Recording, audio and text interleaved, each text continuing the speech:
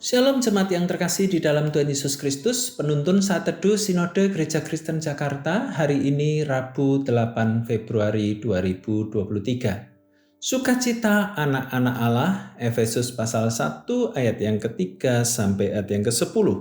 Terpujilah Allah dan Bapa Tuhan kita Yesus Kristus yang dalam Kristus telah mengaruniakan kepada kita segala berkat rohani di dalam surga. Sebab di dalam Dia Allah telah memilih kita sebelum dunia dijadikan supaya kita kudus dan tak bercacat di hadapan-Nya.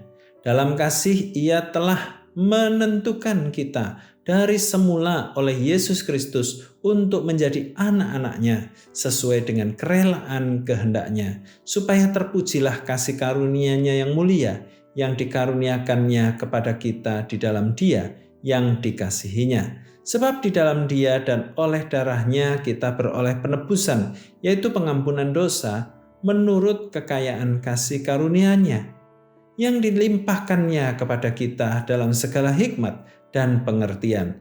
Sebab Ia telah menyatakan rahasia kehendak-Nya kepada kita sesuai dengan rencana kerelaan-Nya, yaitu rencana kerelaan yang dari semula telah ditetapkan-Nya di dalam Kristus, sebagai persiapan kegenapan waktu untuk mempersatukan di dalam Kristus sebagai kepala segala sesuatu, baik yang di sorga maupun yang di bumi. Kualitas hidup seseorang sangat dipengaruhi dan ditentukan oleh status maupun identitas mereka. Kegagalan dalam menghayati identitas sebagai manusia utuh dengan tubuh, jiwa, dan roh berdampak pada relasi sosial dan kerohanian yang kurang baik. Banyak suku, bangsa, agama maupun budaya berusaha memperkuat identitas mereka dengan berbagai atribut seperti marga, simbol-simbol keagamaan, dan berbagai tradisi yang dianggap baik. Tujuannya adalah untuk merepresentasikan keunikan mereka. Kekristenan juga memiliki berbagai identitas maupun atribut yang merepresentasikannya, contohnya salib.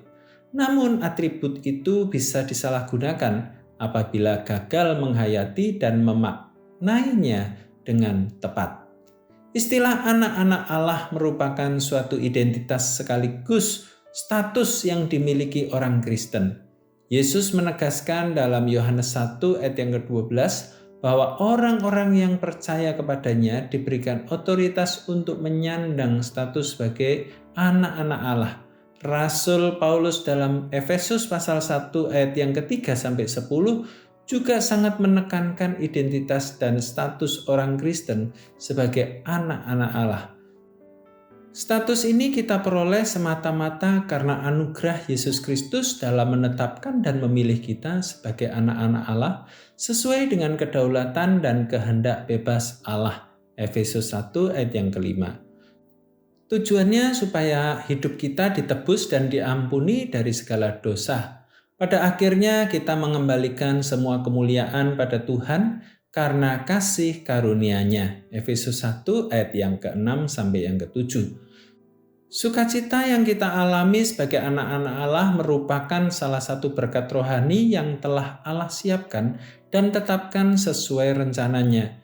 Allah merencanakannya dan menggenapinya secara sempurna dalam Yesus Kristus. Bagaimana dengan hidup kita? Sudahkah menghayati identitas kita dan status kita sebagai anak-anak Allah dengan penuh syukur? Kita bisa memiliki fondasi identitas dan status yang terkuat hanya karena karya dan anugerah Yesus Kristus. Karena itu, bangunlah sukacita kita hanya melalui Yesus Kristus, sebab Kristus telah menganugerahkan keselamatan dan segala berkat rohani yang menyertainya, termasuk sukacita yang terdalam. Hidup penuh sukacita sebagai anak-anak Allah melalui anugerah Yesus Kristus. Selamat beraktivitas, Tuhan Yesus memberkati.